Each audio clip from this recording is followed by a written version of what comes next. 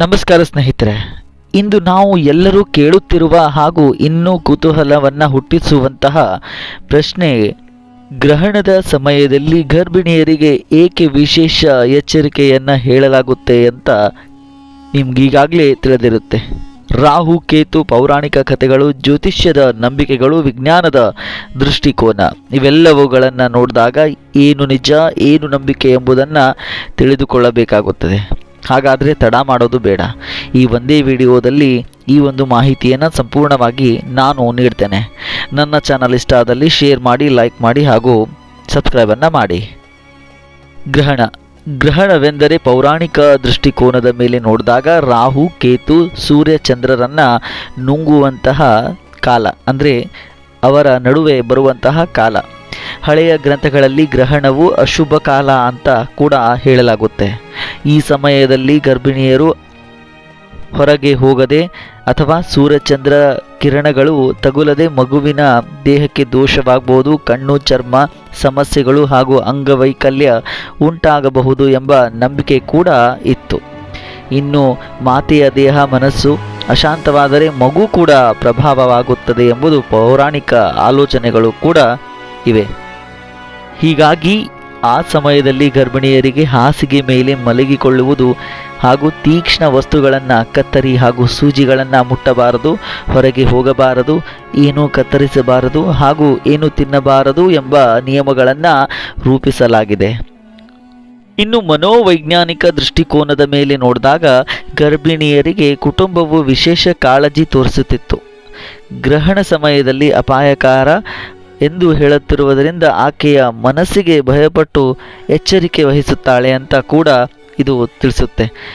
ಆ ಸಮಯದಲ್ಲಿ ಕೆಲವೊಮ್ಮೆ ನಿಜಕ್ಕೂ ಮನೋಭಾವದ ಒತ್ತಡ ಉಂಟಾಗುತ್ತದೆ. ಗರ್ಭದಲ್ಲಿ ತಾಯಿಯ ಮನಸ್ಥಿತಿ ಮಗುವಿನ ಮೇಲೆ ನೇರವಾಗಿ ಪರಿಣಾಮವನ್ನು ಬೀರಬಾರದು ಅನ್ನುವ ಉದ್ದೇಶ ಕೂಡ ಇಲ್ಲಿ ಮುಖ್ಯವಾಗಿತ್ತು. ಹೀಗಾಗಿ ಗ್ರಹಣದ ಸಮಯದಲ್ಲಿ ಮಲಗಿ ಶಾಂತವಾಗಿ ಅಥವಾ ಪ್ರಾರ್ಥನೆ ಮಾಡಿ ಇನ್ನಿತರ ನಿಯಮಗಳನ್ನು ಆಕೆಯ ಮಾನಸಿಕ ಶಾಂತಿಗಾಗಿ ರೂಪಿಸಲ್ಪಡ್ತಿತ್ತು. ಇನ್ನು ವೈದ್ಯಕೀಯ ಹಾಗೂ ವಿಜ್ಞಾನದ ದೃಷ್ಟಿಕೋನವು ಇಲ್ಲಿ ಮುಖ್ಯವಾಗುತ್ತೆ. ಗ್ರಹಣದ ಸಮಯದಲ್ಲಿ ಹಾನಿಕಾರಕ ಕಿರಣಗಳು ಹೆಚ್ಚಾಗಿರುತ್ತವೆ ಎಂಬುದರ ಖಚಿತವಾಗಿ ಹಾಗೂ ಯಾವುದೇ ಸಾಕ್ಷ್ಯ ಕೂಡ ಇಲ್ಲ. ಆದರೆ ಹಳೆಯ ಕಾಲದಲ್ಲಿ ವಿದ್ಯುತ್ ಬೆಳಕು ಇರಲಿಲ್ಲ. ಹೀಗಾಗಿ ಗ್ರಹಣದ ಸಮಯದಲ್ಲಿ ಹಗಲು ಕತ್ತಲಾಗುತ್ತಿರುವುದರಿಂದ ಗರ್ಭಿಣಿಯರು ತಪ್ಪಿ ಬಿದ್ದೆ ಬೀಳುವ ಅಪಾಯ ಇರುತ್ತೆ, ಏನಾದರೂ ಕೆಲಸ ಮಾಡೋದಕ್ಕೆ ಹೋಗಿ ಬೀಳಬಹುದು ಎನ್ನುವ ಒಂದು ಕಾರಣಕ್ಕಾಗಿ ಈ ಒಂದು ನಿಯಮವನ್ನು ಮಾಡಲಾಗಿದೆ ಅಂತ ವೈಜ್ಞಾನಿಕ ಹಾಗೂ ವೈದ್ಯಕೀಯ ದೃಷ್ಟಿಕೋನವು ಕೂಡ ಹೇಳುತ್ತೆ. ಆಹಾರ ಹಾಳಾಗುವ ಸಾಧ್ಯತೆ ಹಾಗೂ ಅಂತಹ ಆಹಾರವನ್ನು ಸೇವಿಸಬಾರ್ದು ಎನ್ನುವ ಉದ್ದೇಶ ಕೂಡ ಇಲ್ಲಿ ಮುಖ್ಯವಾಗುತ್ತೆ. ಹಾಗೂ ಗ್ರಹಣಕ್ಕೆ ಸಂಬಂಧಪಟ್ಟಂತಹ ಒಂದು ಪೌರಾಣಿಕ ಕಥೆ ಕೂಡ ಇದೆ. ಚಂದ್ರ ಸೂರ್ಯನ ಮೇಲೆ ರಾಹು ಕೇತು ದೋಷ ಉಂಟಾದ ಕಾರಣದಿಂದ ಗ್ರಹಣ ಬರುತ್ತದೆ ಅಂತ ಪುರಾಣಗಳು ಹೇಳ್ತಾವೆ. ರಾಹುನು ಅಮೃತ ಕುಂಭದ ಸಮುದ್ರ ಮಥನದ ಸಂದರ್ಭದಲ್ಲಿ ಮೋಸದಿಂದ ರಾಹು ಅಮೃತವನ್ನು ಕುಡಿದಾಗ ವಿಷ್ಣುವಿನ ಸುದರ್ಶನ ಚಕ್ರ ಅವನ ಕುತ್ತಿಗೆಯನ್ನು ಕತ್ತರಿಸುತ್ತೆ. ಅವನ ತಲೆ ಭಾಗ ರಾಹು ಆದರೆ ಕೇತು ಭಾಗ ಇನ್ನಿದ ಬೇರೆಯ ಭಾಗವಾಗಿ ಉಳಿತು. ಇವರು ಸೂರ್ಯಚಂದ್ರನ ಮೇಲೆ ದ್ವೇಷದಿಂದ ಪ್ರತೀಕಾರ ತೀರಿಸಿಕೊಳ್ಳಲು ಗ್ರಹಣದ ಸಮಯದಲ್ಲಿ ಅವರನ್ನು ನುಂಗುತ್ತೆ. ಅಂದರೆ ಸೂರ್ಯಚಂದ್ರರನ್ನು ರಾಹುಕೇತುಗಳು ನುಂಗಿ ಸಂಕಷ್ಟವನ್ನು ಒಡ್ತಾರೆ. ಇದರಿಂದಲೇ ಈ ಕಾಲದಲ್ಲಿ ಅಶುಭ ಕಾಲ ಅಂತ ಕೂಡ ಪರಿಗಣಿಸಲ್ಪಡುತ್ತೆ. ವಿಶೇಷವಾಗಿ ಗರ್ಭಿಣಿಯರಿಗೂ ಕೂಡ ಇದು ವಿಶೇಷ ಎಚ್ಚರಿಕೆ ತೋರುವಂತಹ ಕಾಲವಾಗಿದೆ ಅಂತ ಕೂಡ ಹೇಳ್ಬೋದು. ಇನ್ನು ಜ್ಯೋತಿಷ್ಯ ಶಾಸ್ತ್ರದ ಪ್ರಕಾರ ರಾಹು ಮತ್ತು ಕೇತುಗಳು ಇವರು ಕರ್ಮದ, ಜನನದ, ಮರಣದ ಚಕ್ರದ ಹಾಗೂ ಮನಸ್ಸಿನ ಗೊಂದಲ, ಆಕಸ್ಮಿಕ ಘಟನೆಗಳಿಗೆ ಕಾರಣವಾಗ್ತಾರೆ. ಇನ್ನು ಗರ್ಭಿಣಿಯರಿಗೆ ವಿಶೇಷವಾಗಿ ರಾಹು ಕೇತು ದಶೆ ಅಥವಾ ಗ್ರಹಣದ ಸಮಯದಲ್ಲಿ ಅಪಾಯಕಾರ ಎಂದು ಕೂಡ ಹೇಳಿದೆ. ಹೀಗಾಗಿ ಈ ಕಾಲದಲ್ಲಿ ಜ್ಯೋತಿಷ್ಯ ಶಾಸ್ತ್ರವು ಕೂಡ ಮುಖ್ಯವಾಗುತ್ತೆ. ಹಾಗಿದ್ರೆ ಈ ಸಮಯದಲ್ಲಿ ಗರ್ಭಿಣಿಯರು ಮಾಡಬೇಕಾದದ್ದು ಏನು ಅಂತ ಕೇಳಿದ್ರೆ, ಮನೆಯೊಳಗೆ ಶಾಂತವಾಗಿ ಇರಬೇಕು. ಇನ್ನು ಹೊರಗೆ ಹೋಗಬಾರದು. ಕತ್ತರಿ ಹಾಗೂ ಇನ್ನಿತರ ಚೂಪಾದ ವಸ್ತುಗಳನ್ನು ಕೈಯಲ್ಲಿ ಹಿಡಿಬಾರ್ದು. ಇನ್ನು ಕತ್ತಲಿನಲ್ಲಿ ಬೀಳುವ ಅಪಾಯ ಹೆಚ್ಚಾಗಿರುತ್ತೆ. ಈ ಕಾರಣದಿಂದ ಒಂದೇ ಕಡೆ ಕುಳಿತುಕೊಳ್ಳಬಹುದು, ಇಲ್ಲವಾದರೆ ಮಲಗಿರಬಹುದು. ಹಾಸಿಗೆಯಲ್ಲಿ ಮಲಗಿ ವಿಶ್ರಾಂತಿ ಪಡೆಯಬೇಕು. ಮನಸ್ಸಿನಲ್ಲಿ ಶಾಂತಿ, ದೇಹಕ್ಕೆ ಆರಾಮ ಸಿಗಬೇಕು. ಇನ್ನು ಪ್ರಾರ್ಥನೆ, ಮಂತ್ರಪಠಣ ಅಥವಾ ಧ್ಯಾನ ಮಾಡಿ ಮನಸ್ಸಿಗೆ ಧೈರ್ಯ ಹಾಗೂ ಭಯ ನಿವಾರಣೆಯನ್ನು ಕೊಟ್ಟುಕೊಳ್ಬೇಕು. ಇನ್ನು ಗ್ರಹಣ ಮುಗಿದ ನಂತರ ಸ್ನಾನ ಮಾಡಿ ಪೌರಾಣಿಕವಾಗಿ ಶುದ್ಧೀಕರಣಗೊಳ್ಳುವ ಸಂಕೇತವನ್ನು ನಾವು ನಮ್ಮ ಸಂಪ್ರದಾಯದ ಪ್ರಕಾರ ಆಚರಣೆಯನ್ನು ಮಾಡಬೇಕು. ಇನ್ನು ತಾಜಾ ಆಹಾರ ಸೇವಿಸಿ ಹಳೆಯ ಆಹಾರವನ್ನು ತಿನ್ನಬಾರ್ದು.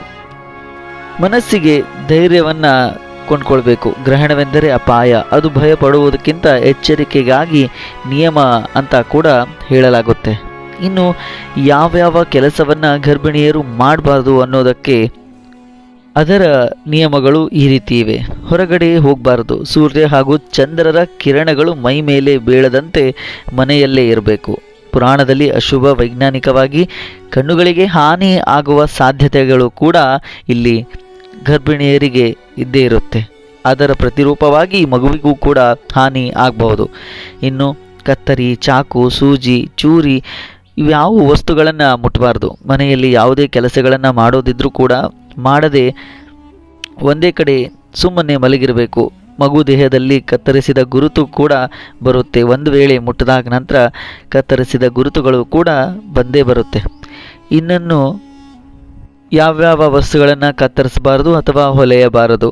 ಇನ್ನು ಗ್ರಹಣದ ವೇಳೆ ಊಟ ಮಾಡಬಾರದು. ಆ ಸಮಯದಲ್ಲಿ ಆಹಾರ ಶುದ್ಧವಾಗಿರುವುದಿಲ್ಲ ಎಂಬ ನಂಬಿಕೆ ಕೂಡ ಇದ್ದೇ ಇರುತ್ತೆ. ಆ ಕಾರಣದಿಂದ ಆಹಾರ ಊಟವನ್ನು ಮಾಡಬಾರ್ದು. ಇನ್ನು ತಾಯಿ ಯಾವುದೇ ಒತ್ತಡ ಹಾಗೂ ಭಯ ಪಡದೆ ಒಂದೇ ಕಡೆ ಮಲಗಿದ್ದಾಗ ಮಾತ್ರ ಮಗುವಿನ ಮೇಲೆ ಯಾವುದೇ ಪರಿಣಾಮವೂ ಬೀರುವುದಿಲ್ಲ. ಒಂದು ವೇಳೆ ಮನಸ್ಸಿನಲ್ಲಿ ಅಶಾಂತಿ ಹಾಗೂ ಭಯ, ಒತ್ತಡಗಳಿದ್ದಾಗ ಮಾತ್ರ ಮುಂದೆ ಮಗು ಕೂಡ ಆ ಒಂದು ಒತ್ತಡ, ಭಯದಿಂದಲೇ ತಾನು ಜನನವನ್ನು ಪಡೆಯುತ್ತೆ ಅನ್ನೋದು ಗ್ರಹಣದ ಸೂಚನೆ ಕೂಡ ಆಗಿದೆ. ಇನ್ನು ಗ್ರಹಣದ ಸಮಯದಲ್ಲಿ ಗರ್ಭಿಣಿಯರು ಶಾಂತವಾಗಿ ವಿಶ್ರಾಂತಿ ಪಡೆದು ಭಯವಿಲ್ಲದೆ ಪ್ರಾರ್ಥನೆ ಮಾಡಿ ಹೊರಗಿನ ಚಟುವಟಿಕೆ ತಪ್ಪಿಸಿ ನಂತರ ತಮ್ಮ ಆಹಾರವನ್ನು ಸೇವಿಸಿ ನಿಯಮಗಳನ್ನು ಹಾಗೂ ಪುರಾಣ ಹಾಗೂ ಸಮಾಜದ ನಂಬಿಕೆಗಳನ್ನು, ಇಂದಿನ ಕಾಲದ ಎಲ್ಲ ಎಚ್ಚರಿಕೆ ಕ್ರಮಗಳನ್ನು ಪಾಲಿಸಿದಾಗ ಮಾತ್ರ ಅದಕ್ಕೆ ಒಂದು ಅರ್ಥ ಸಿಗುತ್ತೆ. ಸ್ನೇಹಿತರೆ, ಇದರ ಮೂಲ ತಾತ್ಪರ್ಯ ಇದೇ ಆಗಿದೆ. ಗ್ರಹಣಕ್ಕೂ ಹಾಗೂ ಗರ್ಭಿಣಿಯರಿಗೂ ಏನು ಸಂಬಂಧ ಅಂತ ಕೇಳಿದಾಗ, ಒಂದು ವೇಳೆ ಯಾವುದೇ ಗ್ರಹಣವಿಲ್ಲದೆ ಮಗು ಭೂಮಿಗೆ ಜನಿಸಿದಾಗ ಮೊದಲು ನೋಡುವುದು ಅದರ ಜಾತಕ. ಸೂರ್ಯ, ಚಂದ್ರ, ನಕ್ಷತ್ರ, ರಾಹು, ಕೇತು ಈ ಎಲ್ಲ ಸಮಯಗಳನ್ನು ಯಾವುದೇ ವ್ಯಕ್ತಿಯು ನೋಡಿ ಆ ಮಗುವಿನ ಆಧಾರವಾಗಿ ತಮ್ಮ ಕರ್ತವ್ಯಗಳನ್ನು ಮಾಡ್ತಾರೆ. ಅದೇ ರೀತಿ ರಾಹು, ಕೇತುಗಳು ಕೂಡ ಅಶುಭದ ಸಂಕೇತ.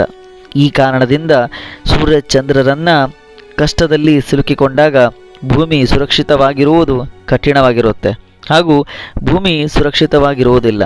ಈ ಸಮಯದಲ್ಲಿ ಭೂಮಿ ಮೇಲೆ ಜನಿಸಿದ ಯಾವುದೇ ಒಂದು ಜೀವಿಗೂ ಕೂಡ ತೊಂದರೆಯಾಗುವಂತಹ ಪರಿಣಾಮ ಇದ್ದೇ ಇರುತ್ತೆ. ಈ ಕಾರಣದಿಂದ ಆಚರಣೆಗಳು ಹಾಗೂ ನಂಬಿಕೆಯ ಒಂದು ತಳಹದಿ ಕೂಡ ಇಲ್ಲಿ ನಾವು ಕಾಣಬಹುದಾಗಿದೆ. ಇದು ಈಗಿನಿಂದಲ್ಲ, ಪೌರಾಣಿಕ ಕಾಲದಿಂದಲೂ ನಡೆದುಕೊಂಡು ಬಂದಿದೆ. ಒಟ್ಟಿನಲ್ಲಿ ಗ್ರಹಣ ಹಾಗೂ ಗರ್ಭಿಣಿಯರ ಬಗ್ಗೆ ಪುರಾಣಗಳು ಹೇಳುವುದೇನು, ಜನಪದ ನಂಬಿಕೆಗಳು ರೂಪುಗೊಂಡಿರುವುದು ಹೇಗೆ, ವಿಜ್ಞಾನ ಇದನ್ನು ಹೇಗೆ ನೋಡುತ್ತದೆ ಎಂಬುದನ್ನು ಈ ಒಂದು ವಿಡಿಯೋದಲ್ಲಿ ನಾವು ತಿಳಿದುಕೊಂಡೆವು. ಹಾಗೂ ಈ ಎಲ್ಲ ನಿಯಮಗಳು ಗರ್ಭಿಣಿಯರ ಭದ್ರತೆ, ಶಾಂತಿ ಹಾಗೂ ಆರೋಗ್ಯಕ್ಕಾಗಿ ರೂಪಿಸಲ್ಪಟ್ಟವು. ಇಂದು ನಾವು ಇದನ್ನು ಅಂಧನಂಬಿಕೆ ಎಂದುಕೊಳ್ಳದೆ ಎಚ್ಚರಿಕೆ ಕ್ರಮವನ್ನು ನಾವು ಸರಿಯಾಗಿ ಪಾಲಿಸಲೇಬೇಕು. ಆಗ ಮಾತ್ರ ತಾಯಿ ಮತ್ತು ಮಗು ಇಬ್ಬರು ಕೂಡ ಒಳ್ಳೆಯ ದೈಹಿಕವಾಗಿ ಹಾಗೂ ಮಾನಸಿಕವಾಗಿ ಇರ್ತಾರೆ.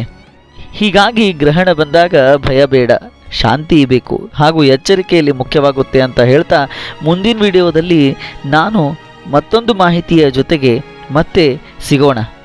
ಧನ್ಯವಾದಗಳು.